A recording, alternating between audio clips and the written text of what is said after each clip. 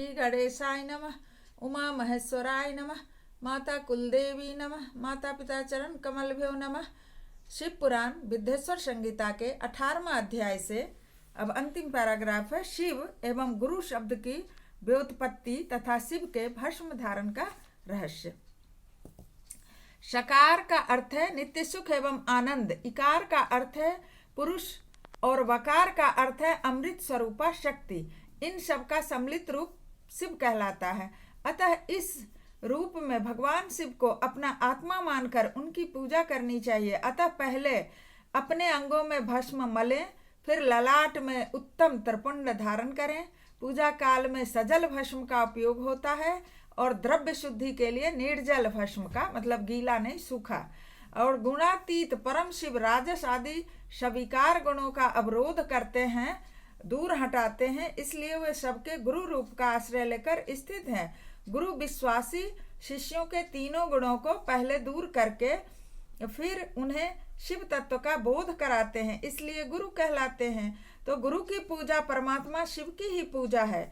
गुरु के उपयोग से बचा हुआ सारा पदार्थ आत्मशुद्धि करने वाला होता है। गुरु की आज्ञा के बिना उपयोग में लाया हुआ सब कुछ वैसा ही है जैसे चोर चोरी करके लाई हुई वस्तु का उपयोग करता है।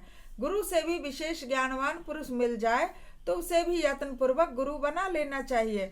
अज्ञान रूपी बंधन से छूटना ही जीव मात्र के लिए साध्य पुरुषार्थ है। अतः जो विशेष ज्ञानवान है वही जीव को उस बंधन से छुड़ा सकता है। जन्म और मरण रूप द्वंद्व को भगवान शिव की माया ने ही अर्पित किया है, जो इन दोनों को शिव की माया को ही अर्पित कर देता है। फिर वह शरीर के बंधन में नहीं पड़ता। जब तक शरीर रहता है तब तक जो क्रिया के ही अधीन है वह जीव बद्ध कहलाता है।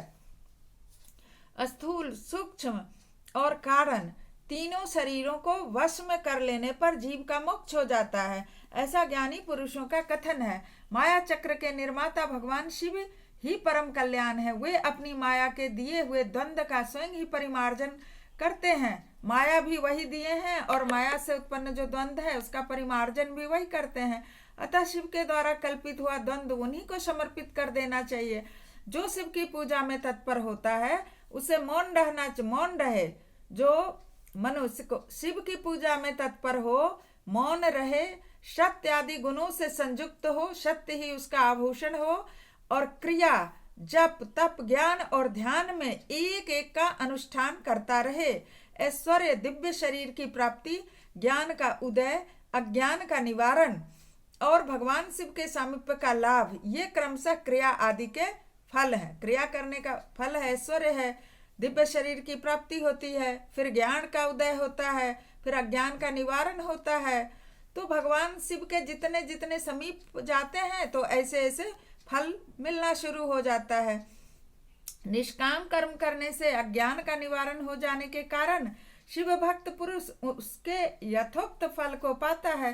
शिव भक्त पुरुष देश काल शरीर और धन के अनुसार यथायोग्य क्रिया आदि का अनुष्ठान करता रहे। ध्यान दीजिए, देश आप जहाँ रह रहे हैं सब सुविधा उपलब्ध है नहीं है, काल समय कैसा है, शरीर आपका काम कर रहा है कि नहीं। अब आप बीमार हैं तो पहले शिव पूजा का सारे स्नान करेंगे, भस्म लगाएंगे, उस समय अपने शरीर के अनुसार कपड़े ही चेंज करके हाथ पैर धो के कर सकते हैं, जल छिड़क करके, तो सब कुछ। और धन कितना है, ऐसा नहीं है कि सारा धन खाने के लिए ही मात्र है और पूरा पूजा में ही खर्च कर दिए। तो उस हिसाब से अपना सोच समझ सच के बुद्धि के अनुसार न्यायोपार्जित उत्तम धन से निर्वाहन करते हुए विद्वान पुरुष शिव के स्थान में ही निवास करें।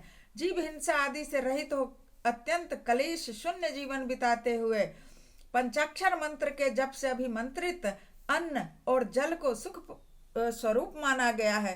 कहते हैं जीवन में सुख क्या है, जो बिना उसके जो बिना पाप के, बिना जीव हिंसा के, बिना क्लेश के जो अन्न मिलता है और उसको ग्रहण करते हैं, शिव की पूजा करते हैं, इससे बढ़ के दुनिया में क्या सुख है। दरिद्र पुरुष के लिए भिक्षा से प्राप्त हुआ अन्न ज्ञान देने वाला होता है। शिव भक्त को भिक्षान प्राप्त हो तो वह शिव भक्ति को बढ़ाता है। मतलब जिसको जो निवृत्ति मार्ग के लिए पूजा करता है, साधु सन्यासी है, कुछ भी नहीं है तो सकाम पूजा तो करेगा नहीं, वो पाने के लिए करेगा, मोक्ष के लिए। तो वो भिक्षा वाला अन्न भी उसकी भक्ति को बढ़ाता है। चोरी से तो नहीं लाएगा, भिक्षा ही मांग करके सही है। शिव योगी पुरुष भिक्षान को शंभु सत्र कहते हैं। जिस किसी भी उपाय से जहाँ कहीं भी भूतल पर शुद्ध अन्न का भोजन करते हुए सदा मौन भाव से रहे और अपने साधन का रहस्य किसी पर प्रकट न करे, भक्तों के समक्ष ही शिव के महात्म को प्रकाशित करे। शिव मंत्र के रहस्य को भगवान शिव ही जानते हैं, दूसरा नहीं। देखिए, इसी के साथ अध्याय 18 संपन्न हुआ और सबसे सीखने वाली बात है कि अपने अनुसार पूजा करना है और मौन का बार बार चर्चा किया गया है कि मौन रहकर पूजा करें। अर्थात जब हम शिव से मिलने मंदिर जाते हैं 5 मिनट का समय लेकर, 2 मिनट का समय लेकर, क्योंकि पूरे दिन तो अपने क्रियाकलाप, अपना जो दैनिक है, ड्यूटी है, जिम्मेदारी है, उसमें रहते हैं कोई भी परिवार। तो जब 5 मिनट जब भगवान के लिए निकालते हैं एक लोटा जल चढ़ाने, उस समय भी यदि रास्ते में सखी सहेली के घर रुक गए या कोई चर्चा करने लगे दुनियादारी से, तो ऐसे व्यक्ति को कभी मोक्ष नहीं मिल सकता, मुक्ति हो ही नहीं सकता, क्योंकि वो जंजाल में ही फंसना चाहता है। 24 घंटे में 10 मिनट भगवान के लिए नहीं निकाल सकता।